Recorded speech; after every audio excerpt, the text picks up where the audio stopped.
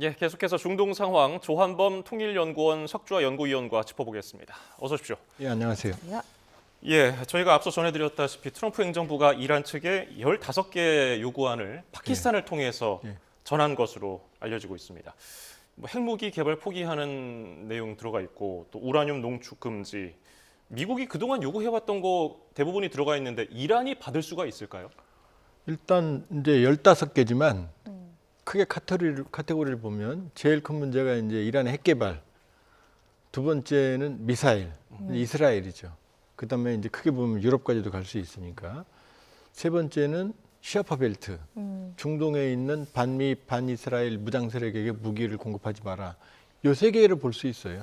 볼 수 있는데 지금 트럼프 대통령이 말을 할 때 이란이 핵무기를 가지지 않겠다고 그랬다. 그거는 문제가 없습니다. 왜냐? 이란은 북한하고 달라가지고 핵무기를 가진다고 얘기한 적이 한 번도 없어요. 그러니까 그건 합의가 충분히 됩니다. 그럼 나머지는 이제 뭐냐면 지금 농축했던 우라늄을 농축을 하면 90% 순도까지 농축을 하면 히로시마에 떨어졌던 원자폭탄이 되거든요. 예. 이란은 60% 순도를 440에서 50kg 가지고 있거든요. 그러니까 90% 계산하면 핵탄도 대여섯 개가 나오잖아요. 요게 문제고. 그 다음에는 이 우란을 농축하는 시설이 있어요. 예. 이제 이란과 북한은 원심 분리기를 사용하거든요. 요 시설입니다. 이제 그러니까 지금 기존에 농축을 하면 어떻게 할 거냐. 그 다음에 이 농축 관련 시설 어떻게 할 거냐. 그러니까 끊임없이 이스라엘이 하는 게 지금 이란 핵과학자들을 제거하고 핵시설을 파괴하는 거거든요. 요 문제. 그 다음에 미사일 문제인데 미사일은 모든 나라의 주권이에요. 그걸 억제할 수는 없어요. 근데 이제 이란이 핵 개발을 하니까 특히 이스라엘이 지금 이란이 계속 때리고 있잖아요. 예. 그러니까 이걸 제한하겠다는 겁니다. 아예 없애자는 제안이었는데 그건 말이 안 되니까 그럼 사거리를 제한하고 보위량을 줄여라. 이게 지금 핵심 관건이에요. 그다음에 뭐 중동 무장정파 지원 이거야 뭐 제한한다고 할 수 있으니까 여기가 관건이다. 일부는 합의가 가능하지만 그러나 이란이 이 마지노선은 뭐냐? 우라늄 농축 권리는 우리도 지금 미국하고 팩트시트로 농축 권리 지금 얘기하고 있잖아요. 그럼 포기 못한다. 예. 그다음에 미사일은 우리 주권이다. 이게 마지노선입니다. 그러니까 말씀하셨듯이 지금 이란 입장에서는 우라늄 농축만큼은 레드라인이다라는 지금 상황인데 핵 합의 때부터 계속 이런 불가침 확약을 강하게 요구해 왔잖아요. 반대로 미국이 이걸 받아들일까요? 사실 이 국제법은 힘에 놀리니까 그냥 써주면 됩니다. 침략 안 한다고. 그런데 나중에 네가 약속을 어겼으니까 침략할 거야. 이러면 되는 거예요, 사실은. 그러니까 지금 이란도 약간의 입장 변화가 있는 게 완전한 종전을 얘기하다가 자 종전과 휴전을 좀 구분해 보면은요. 이게 뭐 정확한 뭐 적절한 비유는 아닙니다만 이혼을 하는 거는 종전입니다. 완전히 법적으로 재산권, 양육권 이렇게 다 분리가 되잖아요. 이혼하면 남남이죠. 예. 그러니까 전쟁이 완전히 끝나는 겁니다. 모든 분쟁의 요인들에 대해서 합의하는 거거든요. 근데 이게 어렵잖아요. 그러니까 휴전은 뭐냐면 그냥 각방 쓰는 겁니다. 싸우다가. 그러니까 지금 가능한 건 휴전이에요, 사실은. 근데 이란은 지난해에 이어서 이번에 또 타격을 받으니까 완전한 분쟁의 종식을 문서해 달라는 거거든요. 근데 이란의 입장이 조금 변화가 지금 보이는 게 아라가치 외무장관이 종전이라는 표현보다는 완전한 휴전이라는 표현을 썼거든요.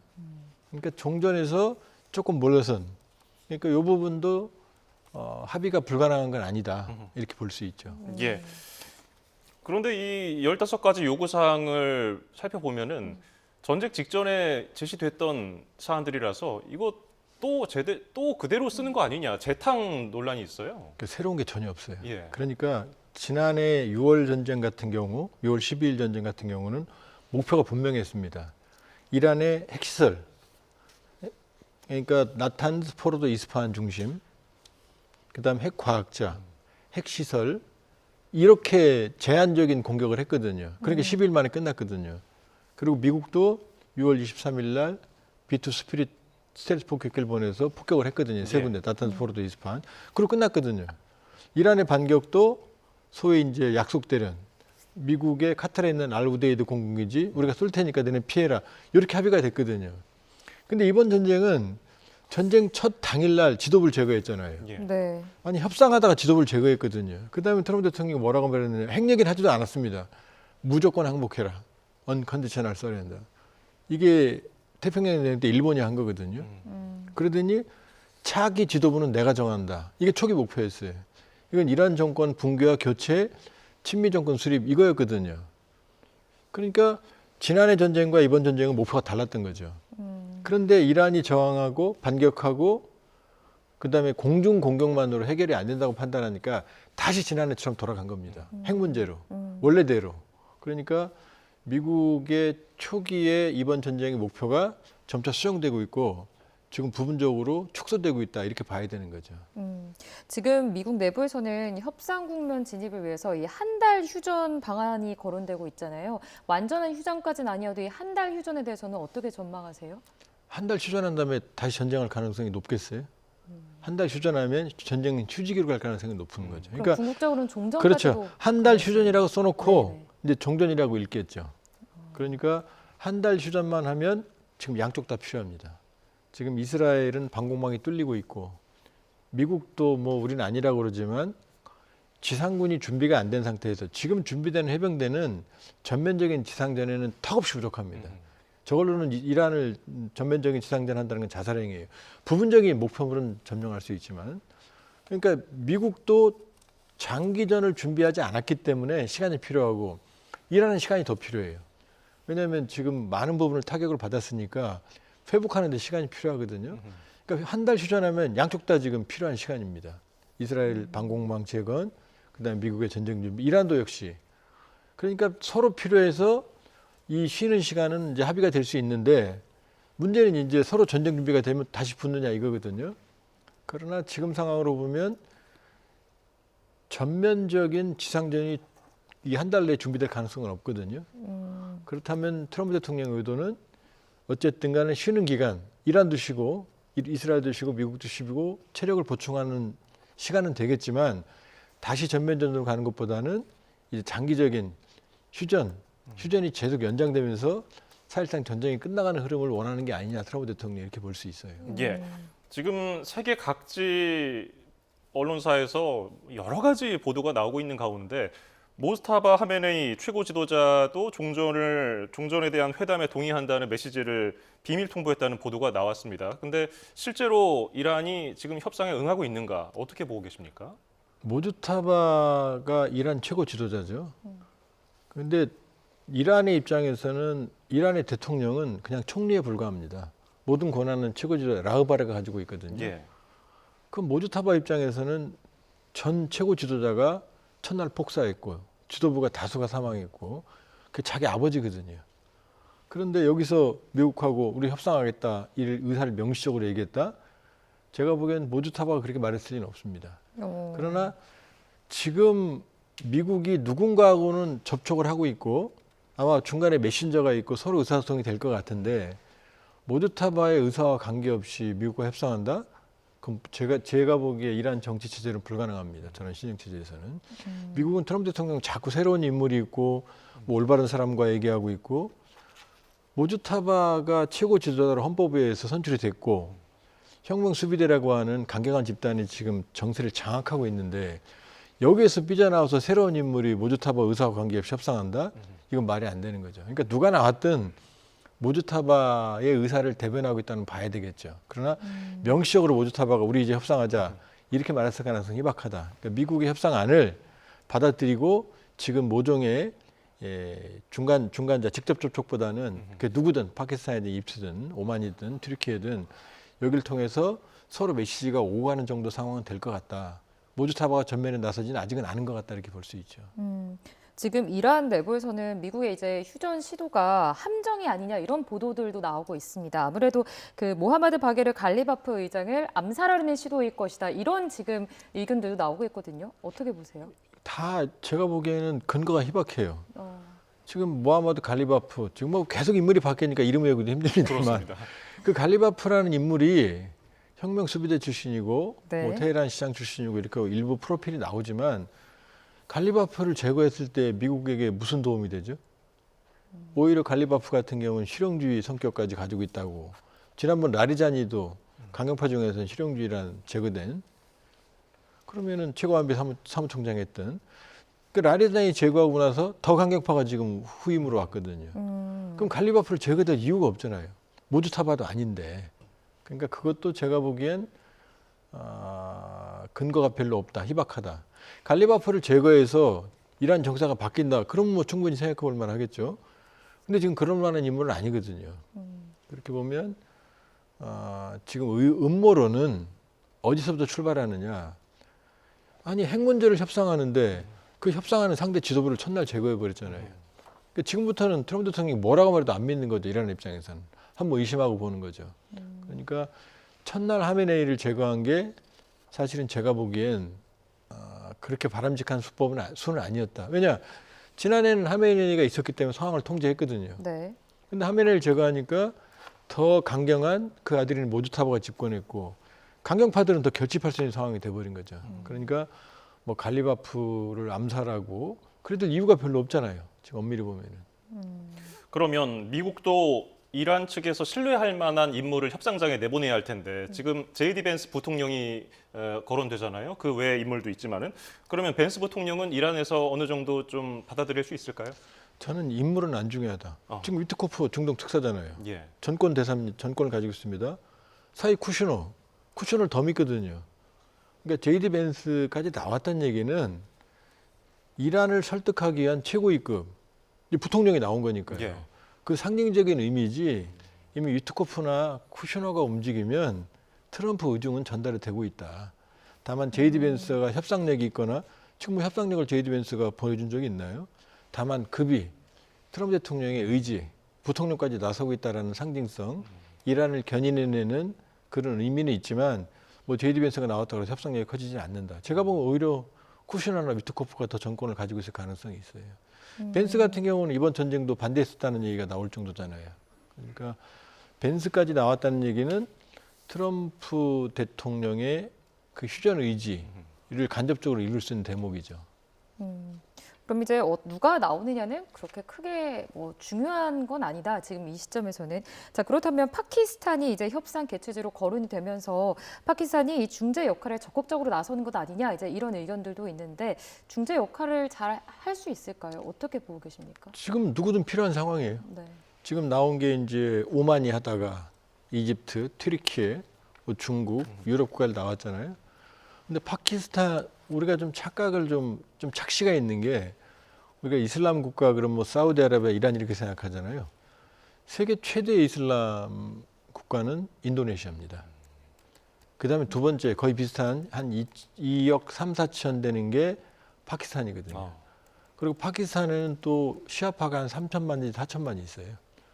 그리고 파키스탄은 지금 군부가 정권을 장악하기 이전에는 이란과 상당히 긴밀했어요.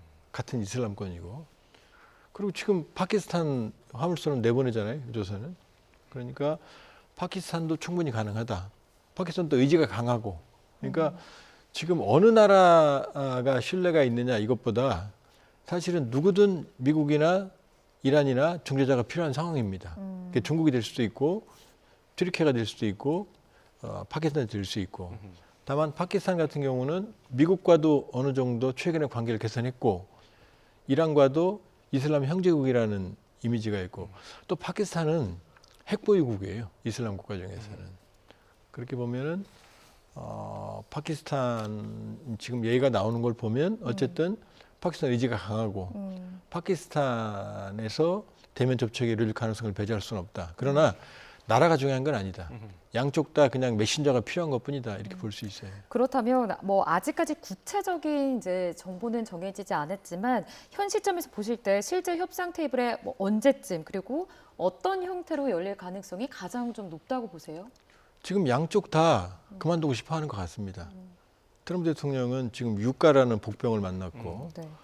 그러니까 트럼프 대통령은 어느 경우든 단기전으로 끝나고 자기가 압도적으로 압도하는 상황에서 이란을 바꿀 수 있을 거라고 판단했던 것 같은데 지금 뭐 이란 트럼프 대통령이 그러잖아요. 우리가 정권 교체했다고. 뭐가 정권 교체가 됩니까? 아들로 권력이 승계가 됐는데. 그러니까 지금 뜻대로 안 된다. 그리고 지금 지지율이 추락하고 있잖아요. 그렇죠. 36 그러면 지금 3분의 1밖에 안 된다는 얘기거든요. 이게 왜 중요하냐면 40%가 그 박스권이거든요. 이 박스권이 깨진 거거든요. 지금 마가 진영도 흔들린다는 얘기거든요. 그럴 수밖에 없는 게 지금 미국의 이 서부 텍사스산 원유 트럼프 대통령이 바이든을 제일 욕했던 게 기름값이었거든요. 네. 그때부터 더 올라갔거든요. 지금 지난해 12월 55불이었던 게 지금 100불까지 갔었잖아요. 이거 못 견뎌요. 몇 주만 가도.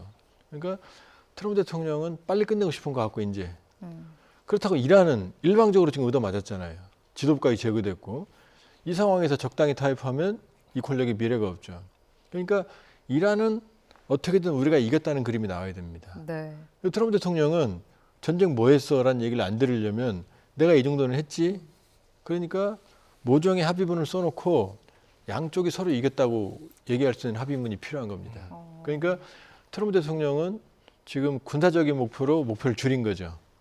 그러니까 지금 핵 얘기하고 미사일 얘기하고 이러는 거거든요. 네.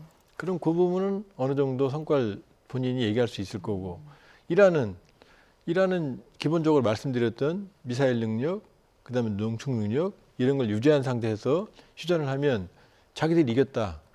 우리 국익을 지켜냈다고 말할 수 있거든요. 그러니까 그 합의문입니다.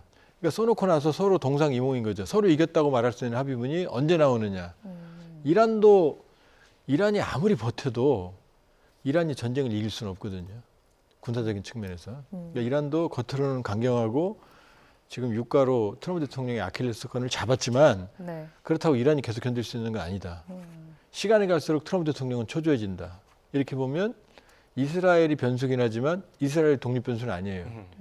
미국이 지원 안 하면 전쟁을 못 하니까. 그러니까 지금 양쪽 다 끝내고 싶은데 예.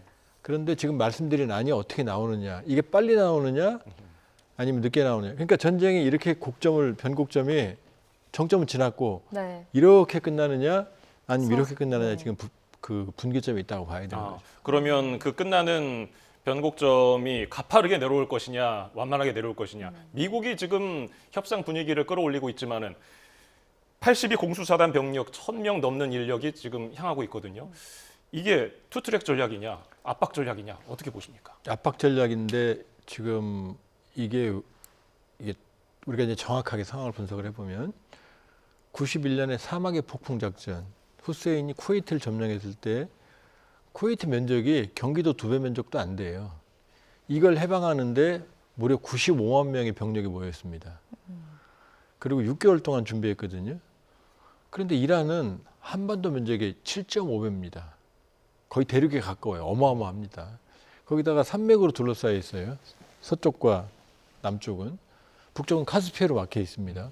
거의 테헤란은 요새예요. 그런데 지금 말씀하셨던 82 공중사단은 전체 해봐야 사단병력이고 신속대응군은 3,000밖에 안 됩니다. 거기다 신속대응군은 무장력이 빈약하기 때문에 급습해서 점거는 가능하지만 특정 지역을 장기전은 불가능해요. 지금 일본에서 출발했던 30일 원정단 해병 원정대도 병력이 한 2,500명 내외거든요. 그다음에 미국에서 출발한 11 원정단은 가는데 시간이 많이 걸려요. 4월 중순경에 도착합니다. 이게 다 도착해도 10,000명 정도밖에 안 돼, 10,000명이 안 되거든요. 이거 가지고는 이란에 대한 지상전은 불가능합니다. 전면적인 자살행위예요. 근데 문제는 뭐냐면 그 유명한 하르그섬, 이란의 석유 터미널, 네. 그다음에 호르무즈 해협, 이쪽은 전격적으로 장악할 수 있거든요. 그러니까 지금 이게 지금 관건인데 이걸 압박하는 거죠. 이란의 능력을 약화시키겠다고. 근데 그럼 이란은 가만히 있겠냐고요. 하르그섬을 빼앗기면 그 정유시설을 빼앗기면 어차피 90% 석유 터미널을 막히는 건데 시간 지나면 말라 죽거든요. 그럼 주변을 때리겠죠. 주변 정유시설을, 주변 국가들. 아니면 하르그섬 자체를 때릴 수도 있어요. 그다음에 호르무즈 해협 봉쇄하면 장기적으로 추가적인 지원군이 안 오면 해병대가 장기적인 점령이 불가능하거든요. 그럼 이런 제한적인 작전은 초기적인 목표는 달성할 수 있지만 만일에 미군이 호르무즈 해협을 봉쇄하면 여기가 안전해질까요? 이란이 후방에서 때릴 거 아니에요. 그러니까 현재까지는 압박이다. 근데 만일에 트럼프 대통령이 제한적인 이 병력을 가지고 지상전을 한다 그러면 이란은 이제 더 불확실한 카드를 쓰겠죠. 주변국을 더 때리고 그러면 아마 지상작전을 하면 유가는 더 폭등할 겁니다. 잘못하면 유가가 200불까지 갈 수도 있는 거죠. 그러니까 압박 카드고 현재까지는 압박 카드지만 그리고 또 하나는 기습을 해야 되는데 지금 YTN에서도 실시간으로 보도하고 있잖아요. 1000명 예. 가고 있다, 뭐 지금 해병대 네. 기습이 안 되는 거죠. 그러니까 현재까지는 압박하던데 양동 작전인데 실제로 만일에 트럼프 대통령이 행동에 옮긴다 그러면 저는 거대한 불확실성의 뚜껑을 여는 거다. 이란이 아마 유가를 최대한 끌어올릴 수 있는 그런 수단을 쓸 가능성이 높다고 봐요. 그렇다면 이제 실제 이루어질 가능성은 또 적을 것이라고 지금 저는 보시는 해서는 안 거죠? 된다고 보는 거죠. 무리한 작전이고 이 해병대의 공정사단의 희생도 막대할 거고 네. 장기적으로는 잘못하면 이란의 지상군은 거의 타격을 안 받았거든요. 이 지상군을 감당해낼 수가 없을 거 아니에요. 공중 엄호만으로 제한된 병력이 점거를 해야 되는데 추가적인 병력은 없고요. 굉장히 어려운 작전이죠. 지금 호르무즈 해협을 두고서 미국은 공동 통제하겠다고 했고 이란은 선별 통제 방침을 밝혔는데 이것도 협상 테이블에 오르겠죠. 그것도 사실은 조금 블랙 코미디인 게 원래 호르무즈 해협은 통제가 안 됐어요. 자유롭게 왔다 갔다 했어요. 그렇죠. 전쟁 끝나면 누구든 통제할 필요 없습니다. 이란은 통제권을 얘기 안 해도 호르무즈 해협을 막을 수 있는 봉쇄할 능력이 있거든요. 뭐 통제권을 행사하면 되는 거지 뭐 통제권 줘라 마라. 그리고 통제권을 줘도 이란 해군이 괴멸적인 타격을 받았기 때문에 이걸 유지하기도 어려워요. 그러니까 제가 보기엔 그게 큰 관건은 아닐 거다. 어차피 국제법적으로 호르무즈 해협과 같은 해로는 자유 통항이 되게 돼 있어요. 지금 전쟁이니까 이란이 지금 인질을 삼고 있는 거지. 그러니까 그 문제가 결정적이지는 않을 거다. 공동 관리해야 될 필요가 뭐 있습니까? 전쟁 끝나면 평화로워지는 거고 옛날로 돌아가는 건데. 그 이란 외무부에서 우리 정부와의 통화에서 이 침략자 진영과 그 지원자 후원자 선박에 대한 통항은 닫혀 있다 이런 발언을 했는데 아무래도 이제 미국과 동맹 국가인 이 한국 입장에서는 좀 미국 지원을 견제하는 뜻으로 이해를 해야 될지 어떻게 해석해야 될까요? 그러니까 이란 입장은 그거죠. 지금 육과 호르무즈 해협 통제 예. 이게 트럼프 대통령의 아킬레스건으로 작용을 하니까 이란이 선별적으로 통제하겠다. 완전 봉쇄하면 자기들도 못 쓰니까. 그러면서 이제 트럼프 대통령이 아픈 데를 건드리는 거죠. 그러니까 이란의 우호적인 국가들, 이란의 우호적인 행위를 하면 내보내주겠다. 그다음에 이제 더 치명적인 건 위안화로 결제하면 통행시켜주겠다. 그건 페트로달러 지위를 흔드는 거죠. 그러니까 이란도 선별적으로 지금 미국을 압박하는 전략을 쓰는 거죠. 그러니까 사실은 우리가 미국과 협력 관계도 있지만 네. 우리 선박이 있잖아요. 일본은 이미 접촉을 하고 있고 우리도 이미 접촉했잖아요. 외교부 장관 통화를 했고 우리도 접촉은 해야 돼요. 국익 우선의 어떤 실익을 챙기기 위해서는 거기 계속 마냥 우리 선박이 있을 수는 없잖아요. 지금 통제하는 건 이란이거든요. 그럼 이란하고 협력책을 구축해야 되는 거죠. 그런 부분에 있어서는. 사우디에서는 죄송합니다.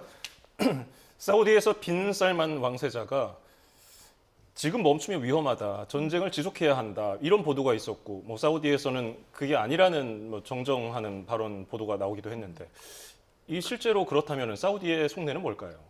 마음은 그럴 수 있죠. 왜냐하면 이란과 항상 앙숙 관계고, 시아파, 수니파 종주국 싸움이 있고, 그리고 지금 걸프 국가들의 특징이 뭐냐면 왕정 국가예요. 네. 근데 이게 영국과 같은 입헌민주제가 아니라 우리 조선시대 왕정과 같은 절대 왕정입니다. 그러니까 권력 기반이 취약하죠. 그러니까 항상 이란이라고 하는 이슬람 혁명 이게 두렵죠. 그러니까 이번 기회에 호전적인 이란 정권을 제거하는 건 사우디의 꿈이죠. 그러니까 주변 국가 다 꿈입니다. 쿠웨이트, 바레인. 그런데 지금 이 기사가 조금 믿기가 어려운 게 더 발전소를 공격하기를 바랬고 이번 기회에 이 이란 정권을 완전히 교체하길 바랬다. 특히 발전소를 타격하는 거를 빈살만 왕자가 자극했다는 거거든요. 그럼 이란이 가만히 있겠어요? 사우디 시설을 때릴 거 아니에요. 지금 그러고 있잖아요. 카타르 도하나 지금 이 아랍에미리트 두바이 이런 데를 지금 인질로 삼고 있거든요. 그러니까 마음은 빈살만 왕자가 이번에 이란이 제거됐으면 좋겠다라고 생각은 하겠지만 전쟁이 장기화되면 장기화될수록 사우디의 미래가 어두워지거든요. 잘못하면 전쟁에 휘말리거든요. 그러니까 지금 뭐 빈살만 왕자가 뭐 그 이란이 발전소를 맞으면 이란은 아마 주변국 발전소를 다 때릴 겁니다. 예를 들면 아랍에미리트 같은 경우는 바라키 원전 우리가 져준 게 원자력 발전소예요. 예. 네. 사기가 있습니다. 여기가 피격되면 이 방사능 피폭부터 시작해 어마어마한 일이 발생을 하거든요. 그러니까 뭐 빈살만 왕자가 이란의 발전소 폭격을 자극했다. 그건 신빙성이 떨어지죠. 마음은 그럴 수 있는데 전쟁에 장기화는 사우디한테 좋을 리가 없죠. 그리고 전쟁에 장기화한다고 그래서 이란 정권이 교체되고 친사우디, 친이스라엘, 친미 정권이 들어선다? 그것도 아니거든요. 단기적으로는. 그러니까 그 보도도 사우디의 어떤 그런 기본적인 사고를 읽을 수 있지만 실리적인 측면에서 보면 전쟁이 빨리 끝나는 게 사우디에게 좋죠. 자, 지금 이렇게 미국과 이란의 협상설이 계속되는 와중에도 지금 이란과 이스라엘은 계속해서 공격을 하고 또 반격을 하고 있는 상황이거든요. 특히 또 네타냐후 이스라엘 총리는 일단은 이 휴전에 좀 부정적인 의견인 걸로 알려지고 있는데 향후 전개는 어떻게 예상하십니까? 이스라엘의 목표는 미국과 다릅니다. 초기 목표는 같을 수 있었겠지만 네. 장기화하면서 트럼프 대통령의 목표는 바뀔 수 있어요. 축소. 근데 이스라엘은 안 됩니다. 여기서 이란의 핵 능력을 완전히 제거하고 미사일 능력을 완전히 제거하지 않으면 나가서 강경파 정권을 교체하지 않으면 이건 어렵다 하더라도 최대한 이란의 능력을 약화시키지 않으면 화근을 그대로 내버려 두는 거거든요. 다시 회복하고 다시 이스라엘의 위협이 되고 더 강력한 능력을 갖추게 되거든요. 그러니까 이스라엘은 최대한 전쟁을 늘리고 최대한 이란을 괴멸시키는 전략으로 가고 있는 거죠. 그러니까 그리고 트럼프 대통령이 얘기한 건 뭐냐면 본인이 얘기했던 48시간 이후에 이란의 발전소를 공격하겠다. 요걸 접은 거예요. 네. 전쟁을 안 하겠다고 말한 건 아닙니다. 그러니까 이스라엘과 이란은 계속 교전하는 거죠. 그리고 경우에 따라서는 미군도 교전할 수 있는 거죠. 발전소만 빼면은. 그러니까 지금 5일 동안 그 48시간은 그랬던 거고 지금 5일 동안 휴전한다는 것도 지금 트럼프 대통령 유예한다는 것도 트럼프 대통령의 유예거든요. 네. 그 유예가 발전소만이에요, 사실은. 원래 얘기했던. 그러니까 교전이 있는 건 이상한 건 아니죠. 다만 미군은 트럼프 대통령 지시가 있으니까 전반적으로 공격을 자제하고 있는 거죠. 알겠습니다. 아무래도 이제 우리 안보 환경까지도 긴밀하게 연결이 돼 있는 사안이기 때문에 앞으로도 계속 면밀히 좀 지켜봐야겠고요. 여기까지 듣겠습니다. 지금까지 조한범 통일연구원 석좌연구위원과 함께 중동 전쟁 상황 짚어봤습니다. 오늘 말씀 고맙습니다.